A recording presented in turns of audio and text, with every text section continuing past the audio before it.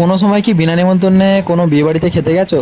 যদি গিয়ে থাকো তাহলে আজকের ব্লগটা তোমার জন্যে। अच्छा। সো গাইজ আজকে সকাল সকাল দন্তমঞ্জন করে আমরা রেডি হয়ে গেলাম এক জায়গায় যাওয়ার জন্য। অ্যাকচুয়ালি গাইজ আমরা যেতে চলেছি বাঁধপুর, সেখানে একটা ক্যাটারিংয়ের কাজ আছে, আমরা ওই ক্যাটারিং করবো। বিকজ এমনিতে বিয়ে বাড়ি একটা আমাদের এবারে পড়েনি, আর সে বলেছে ক্যাটারিংয়ে নাকি ভালো খাওয়া দাওয়া হয়, তো বেরিয়ে পড়লাম। তারপর গাইজ চলে গেলাম বাঁধপুর, আর গিয়ে সবচেয়ে প্রথম আমরা লাগিয়ে দিলাম আমাদের ব্যানারটা, যেটা দেখে অন্যান্য আরও আমরা অর্ডারগুলো পেয়ে থাকি।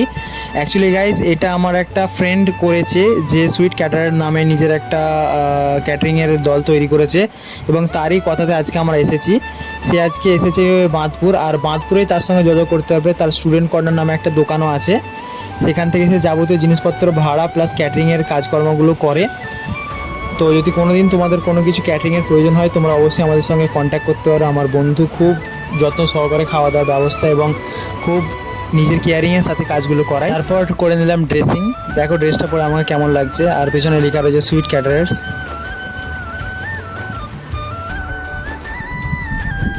তারপর আমরা খেলাম এই নরম নরম রুটি আর এই ডালের তরকারিটা। এই রুটিটার নাম আমি ভুলে গেছি, আর এখন খেয়ে নিচ্ছি, তার কারণ আমাদেরকে অনেকগুলো কাজ করতে হবে এবার। তারপর টেবিলের ওপর পেপার পেতে টেবিলটাকে সাজিয়ে দিলাম। কত কিছু মেনুতে আছে দেখো গাইস, মাছ, পকোড়া, মিষ্টি, সালাদ, পাঁপড়, চাটনি, রাধাবল্লভী, প্লাস আরও অনেক কিছু, আইসক্রিম। তারপর কাজ শেষের দিকে হয়, আমি এনজয় করলাম কর্নাটক খেয়ে। আর বেশি ভিডিও বানাতে পারিনি কারণ ব্যস্ততার মধ্যে খুবই ছিলাম, অনেকগুলো লোক এসেছিলো। সো গাইস ক্যাটারিংয়ে এমনিতেই খুব কম পয়সা থাকে, ওই জন্য যতটা পারো চেপে খাওয়ার চেষ্টা করতে হয়। আর আমি তো চিকেন, পকোড়া, আলুর দম, মিষ্টি যতটা পারেছি চেপে খাওয়ার চেষ্টা করেছি। আর এসব দেখার পর কুনের বাপের তো অবস্থা ঠিক এরকম হওয়া উচিত।